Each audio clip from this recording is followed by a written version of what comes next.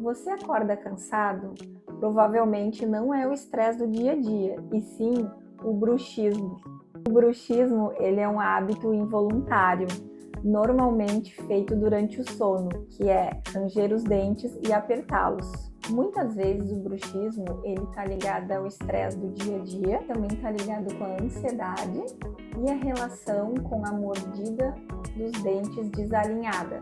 Com o tempo, ele vai causando desgastes dentários, sensibilidade, dores musculares e problemas na articulação.